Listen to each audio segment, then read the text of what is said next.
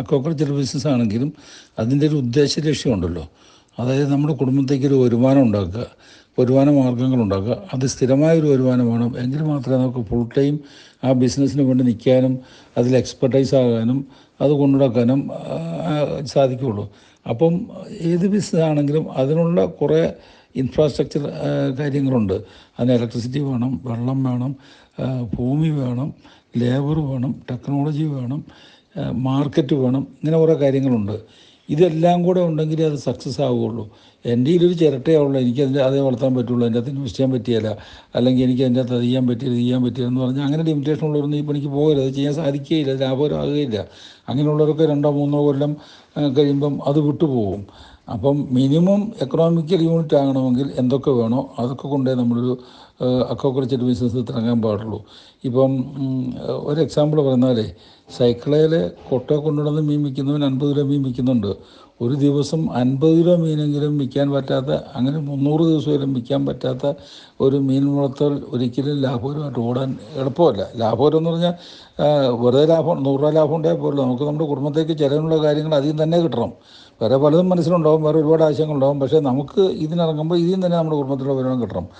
ഒരു 15 ടൺ മത്സ്യവും ഉൽപ്പാദിപ്പിക്കേണ്ട വർഷം എങ്കിലേ 50 കിലോ വെച്ച് ദിവസവും വിൽക്കാൻ സാധിക്കുള്ളൂ.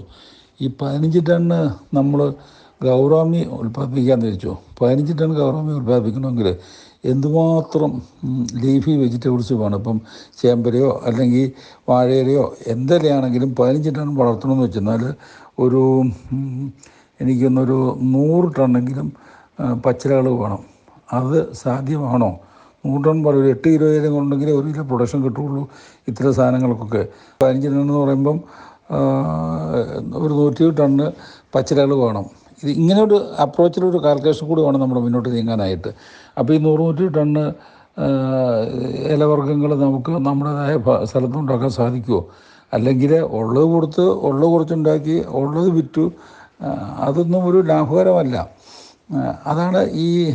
അതുകൊണ്ടാണ് ഈ ഗൗറാമി എപ്പോഴും ഒരു പെറ്റ് ഫിഷായിട്ട് കണക്കാക്കുന്നത് എല്ലാവരും. അതിൻ്റെ കാര്യം സീബാസ് കാളാഞ്ചി ലോകത്തിലൊട്ടാകെ ഡിമാൻഡുള്ളൊരു സാധനമാണ്. നിങ്ങൾക്ക് ഡെയിലി 10 ടൺ വെച്ച് വിൽക്കാനുണ്ടെങ്കിൽ, എൻ്റെ അടുത്ത് എൻക്വയറികൾ വരാറുണ്ട് എക്സ്പോർട്ടേഴ്സിൻ്റെ കയ്യിൽ നിന്നൊക്കെ. ഒരു 10 ടൺ മീൻ ഓരോ ദിവസം നിങ്ങൾക്ക് തരാൻ പറ്റുമോ? അല്ലെങ്കിൽ ആഴ്ചയിൽ ഒരു 30 ടൺ, ഒരു 30 ടണ്ണൊക്കെ ആണ് ഒരു കണ്ടെയ്നർ ലോഡ് എന്ന് പറയുന്നത്. ഒരു കണ്ടെയ്നർ ലോഡ് വെച്ചിട്ടൊരു ആഴ്ചയിൽ തവണ മാസത്തിലൂടെ തരാൻ പറ്റുമോ? വാങ്ങാൻ ആളുണ്ട്. ഒരു 500-550 രൂപ കുറയാത്തൊരു വിലയ്ക്ക് വാങ്ങാൻ ആളുണ്ട്. അത് വളരെ എക്കണോമിക്കലായിട്ടുള്ള ഒരു സംഭവമാണ്. പിന്നെ പലരും ഇപ്പം ഗോവായിലെ പ്രോജക്റ്റ് എൻ്റെ ഒരു ആശയം അനുസരിച്ച് ഉണ്ടാക്കിയ പ്രോജക്റ്റ്. ആദ്യം ഞങ്ങൾ അതിൻ്റെ അകത്ത് വയനാട് ചെമ്മീനായിരുന്നു ചെയ്തിരുന്നത്. അപ്പോൾ അതിന് ഉപ്പുവെള്ളത്തിൻ്റെ പ്രശ്നങ്ങൾ വന്നപ്പോഴത്തേക്കും പിന്നെ ഇതിലേക്ക് മാറി. അപ്പം അത് എക്കണോമിക്കലായിട്ട് വർക്ക് ചെയ്യുന്നുണ്ട്. അവിടെ ലോക്കൽ മാർക്കറ്റിൽ നന്നായിട്ട് വിറ്റ് പോകുന്നുണ്ട്. ലോക്കൽ മാർക്കറ്റിനെ മാത്രം ഡിപ്പെൻഡ് ചെയ്ത് ആണ് അത് പ്രൊഡക്ഷൻ നടക്കുന്നത്.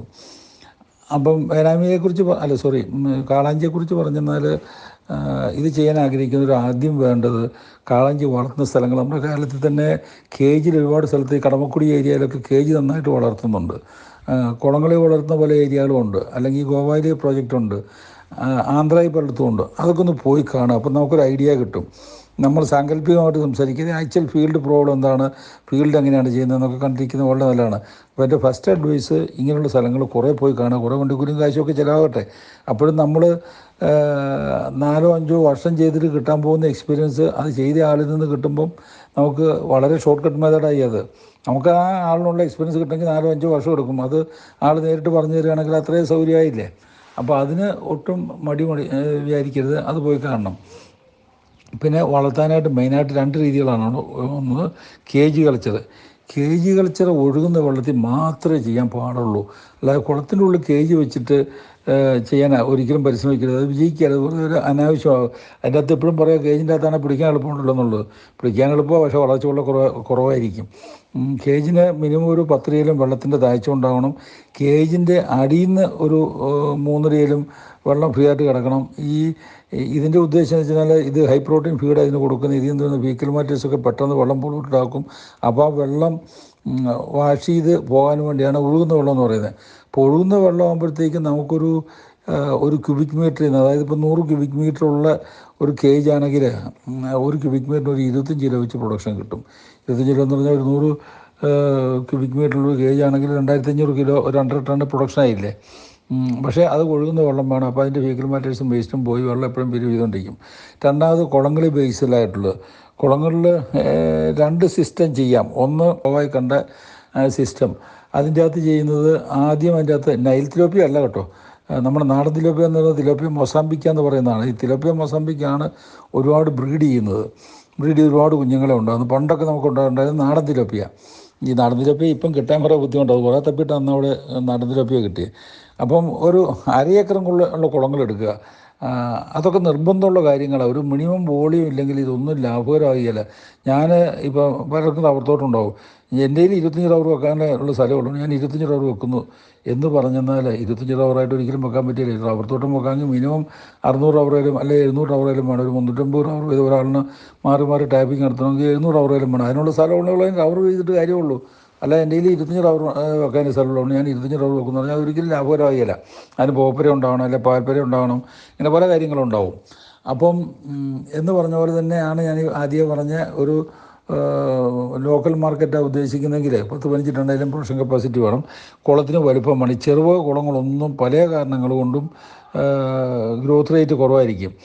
ഒന്നാമത് ഗ്രോത്തിനെ ബാധിക്കുന്ന ഒരു കാര്യമാണ് സൂര്യപ്രകാശം, ഓക്സിജന്, ഇതൊക്കെ. വലിയൊരു കുളത്തിൽ ഇപ്പോൾ റിസർവോറിലൊക്കെ ആണെങ്കിലും കടലിൽ തിരതില്ലുന്ന പോലെ തിരതില്ലും, വലിയൊരു വാട്ടർ ബോഡി ആയതുകൊണ്ട്.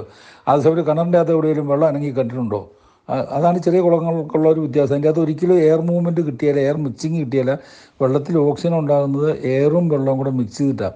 അപ്പോൾ കുളം ചെറുതാകും തോറും എയറിൻ്റെ ഒരു ഇമ്പാക്റ്റ് കുളത്തിലേക്ക് കിട്ടിയാല. ഞാൻ പറഞ്ഞാൽ വളരെ സിമ്പിളായിട്ട് മനസ്സിലാകാവുന്ന രീതിയിൽ ഞാൻ പറയുന്നതാണ്. ഒരു കിണറ്റിലൊരിക്കലും നിങ്ങൾക്കൊരു എയറേഷൻ പ്രതീക്ഷിക്കേണ്ട, ഓക്സിജൻ ഉണ്ടാവുകയില്ല. അതേസമയം ഇനി നിറഞ്ഞു നിൽക്കുന്ന കണ്ടാണെങ്കിൽ പോലും, അതേസമയം ഒരു 2 ഏക്കറുള്ള കുളമാണെങ്കിൽ അതിൻ്റെ അകത്ത് ചില സമയങ്ങൾ വൈകുന്നേരങ്ങളിലൊക്കെ കടലിൽ തിരതില്ലുന്ന പോലെ ഇങ്ങനെ തിരതില്ലും. അല്ലെങ്കിൽ 10-100 ഏക്കറുള്ള കുളമാണെങ്കിൽ പോലും കടലിൽ തിരതില്ലുന്ന പോലെ. ഇപ്പം നമ്മൾ കോൾപ്പാടങ്ങളിലൊക്കെ കാണാം, 100 ഏക്കറൊക്കെ ഉള്ളതാണെങ്കിൽ നല്ല വേവ് ആക്ഷൻ ആയിരിക്കും. അപ്പം വേണ്ടത്ര ഓക്സിജൻ കിട്ടും. അതുകൊണ്ട് കുളങ്ങൾ മിനിമം 1/2 ഏക്കർ ഉണ്ടാകുക. സാധാരണ ഇൻ്റർനാഷണലായിട്ടൊക്കെ പറഞ്ഞാൽ ഒരു ഹെക്ടറാണ് ഒരു കുളത്തിൻ്റെ കണക്ക്, 2.5 ഏക്കർ. അതിന് ഇൻവെസ്റ്റ് ചെയ്യണം. ഇൻവെസ്റ്റ് ചെയ്യുന്നത് നഷ്ടമൊന്നും ആകുകയില്ല, ഒരിക്കലും നഷ്ടമാകുകയില്ല. കാരണം ഈ വെജിറ്റബിൾസ്, അക്വാകൾച്ചർ, ആനിമൽ ഹസ്ബൻഡറി, ഇതൊക്കെ വെച്ച് നോക്കിയാൽ ഏറ്റവും കൂടുതൽ ഡിമാൻഡുള്ളതും ഏറ്റവും കൂടുതൽ വിലയുള്ളതും മത്സ്യം തന്നെയാണ്. നമ്മൾ എവിടെയെങ്കിലും കല്യാണ സദ്യക്ക് പോക്കോ, ചിലപ്പം ചോറ് മിച്ചം വരും, പോർക്കിറച്ചി മിച്ചം വരും, കോഴിയിറച്ചി മിച്ചം വരും. പക്ഷേ മീൻ ഒരിക്കലും മിച്ചം വരികയില്ല. മീൻ വിളമ്പുന്നവൻ തന്നെ അവളെ പിടിച്ചേ വിളമ്പുള്ളൂ.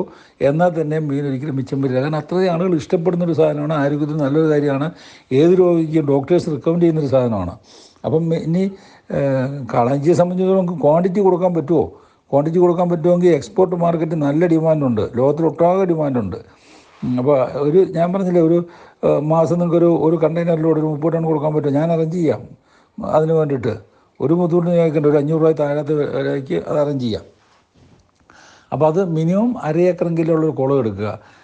അതിനകത്ത് ഒരു 1.5 മീറ്റർ 2 മീറ്ററൊക്കെ, ചിലരൊക്കെ പറയുന്നത് കേട്ട് കഴിഞ്ഞാൽ സങ്കടം തോന്നുന്നു. എൻ്റെ അടുത്ത് ഒരു കുളമുണ്ട്, അതിൻ്റെ അകത്ത് 2 അടി വെള്ളമുണ്ട്. ഈ 2 അടി വെള്ളത്തിലൊക്കെ ഇപ്പോൾ ടെമ്പറേച്ചർ എന്താണെന്ന് അറിയാം ഈ കാലാവസ്ഥയിൽ. അപ്പം മിനിമം ഒരു 2 മീറ്ററെങ്കിലും വാട്ടർ ഡെപ്തും ഉണ്ടാവണം. അതിന് പോളിത്തീൻ ലൈനിങ് ഇടുന്നത് നല്ലതാണ്, കുളം ലാസ്റ്റ് ചെയ്യാനായിട്ട് നല്ലതാണ്. ലൈനിങ് ഇട്ടില്ലെങ്കിലും കുഴപ്പമൊന്നുമില്ല, പോളിത്തീൻ ലൈനിങ് ഇടാമെങ്കിൽ അത്രയും നല്ലത്. എന്നിട്ട് 2 രീതിയുണ്ട്. ഒന്ന് തിലോപ്പിയ ഇട്ട് വളർത്തിയിട്ട് അതിൻ്റെ കുഞ്ഞുങ്ങളെ തിന്നാവുന്ന രീതിയിലാക്കുക, അല്ലെങ്കിൽ തീറ്റ കൊടുത്ത് പെല്ലറ്റഡ് ഫീഡ് കൊടുത്ത് വളർത്തുക. ഇപ്പം ഗോവായി ചെയ്യുന്നത് ഈ ഒരു നമ്മുടെ നാടൻ തിലോപ്പിയ മൊസാമ്പിക്ക എന്ന് പറയുന്നതിനെ ഇതിൻ്റെ അകത്തിട്ട് വളർത്തും. എന്നിട്ട് അതിന് തീറ്റയായിട്ട് കൊടുക്കും തവിട് മാത്രം. തവിട് ഏറ്റവും ചീപ്പാണല്ലോ, പിണ്ണാക്കുണ്ടെങ്കിലും കൊടുക്കാം. അങ്ങനെ തവിട് കൊടുത്ത് തിലോപ്പിയ വളർത്തും. തവിടും പിണ്ണാക്കും കൂടെ മിക്സ് ചെയ്ത് കൊടുക്കാമെങ്കിൽ അത്രയും നല്ലത്. അത് പെറ്റുപരി 3 മാസം കൂടെ കുളം നിറച്ച് കുഞ്ഞുങ്ങളാകും. കുഞ്ഞുങ്ങളാകുമെന്ന് വിചാരിച്ചിട്ട് അതിൻ്റെ അകത്ത് കൊണ്ടിട്ട് 5000 ഇതിനെ ഇട്ട് കഴിഞ്ഞാൽ അതിൽ കാലാഞ്ചി ഇട്ട് കഴിഞ്ഞാൽ അതിന് കൊള്ളാൻ മാത്രമുള്ള കുഞ്ഞുങ്ങളൊന്നും അതിനകത്ത് ഉണ്ടാകില്ല. അപ്പോൾ അതിനൊക്കെ ഒരു കണക്കുണ്ട്. എൻ്റെ അഭിപ്രായത്തിലും ഇപ്പോഴത്തെ അനുഭവങ്ങളും വെച്ച് നോക്കിയാൽ ഒരു 600 കുഞ്ഞുങ്ങളെ 1/2 ഏക്കറിൽ ഇടുക. തിലോപ്പിയ ഇട്ട് വളർത്തി ഒരു 10-500 തിലോപ്പിയ വലുതിനെ കൊണ്ടുപോയിട്ട് വളർത്തി ഒരു 3 മാസമായി കഴിയുമ്പോഴത്തേക്കും അതിന് അതിൻ്റെ 600-700 കാളാഞ്ചി കുഞ്ഞുങ്ങൾ ഒരു 10 സെൻറ്റിമീറ്റർ നീളമുള്ള സ്റ്റോക്ക് ചെയ്യുക. ഈ 10 സെൻറ്റിമീറ്റർ എന്ന് പറഞ്ഞാൽ വളരെ ചെറുപ്പത്തിൽ ഈ കാളാഞ്ചിക്ക് തമ്മിൽ പിടിച്ച് തീറ്റ വളരെ കൂടുതലാണ്. ഒരു 10-20 സെൻറ്റിമീറ്റർ ആയി കഴിഞ്ഞാൽ പിന്നെ അങ്ങനെയുള്ള ഉപദ്രവം തമ്മിൽ പിടിച്ച് നിന്ന് കാനബോളിസം എന്ന് പറയുന്നത് വളരെ കുറയും. അപ്പം ഒരു 600 അല്ലെങ്കിൽ ഒരു 700 മാക്സിമം ഇടുക. ഈ തവിട് മാത്രം കൊടുക്കുക. തവിട് കൊടുക്കുന്ന തവിട് പിണ്ണാക്കൂടെ കൊടുക്കുക. അത് തിലോപ്പിയയ്ക്ക് തീറ്റയായിട്ട് അതിൽ നിന്ന് കുഞ്ഞുങ്ങളുണ്ടാകും, അതിനകത്ത് നിന്ന് വളരും.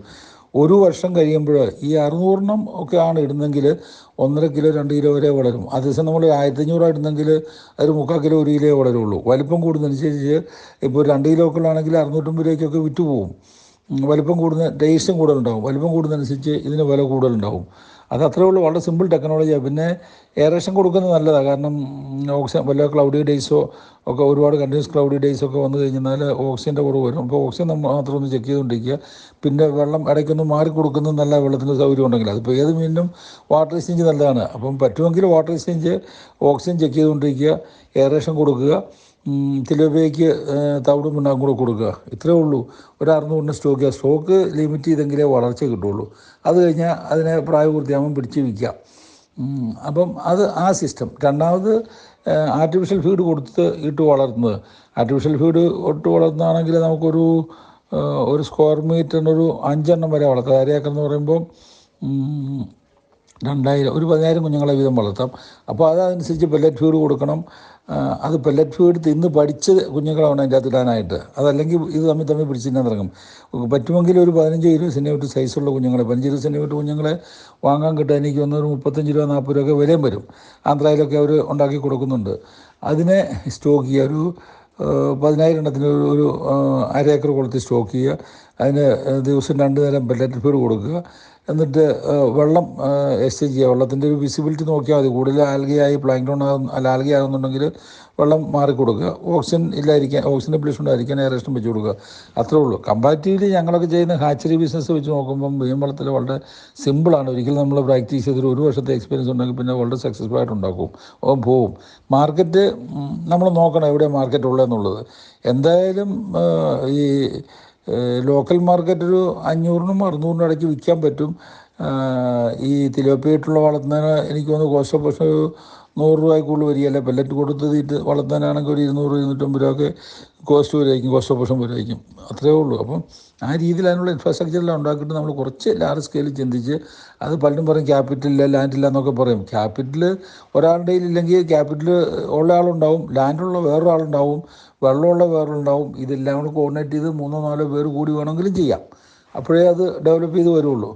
ഇനി എന്തെങ്കിലും സംശയങ്ങളുണ്ടെങ്കിൽ ഞാൻ പറഞ്ഞു തരാം.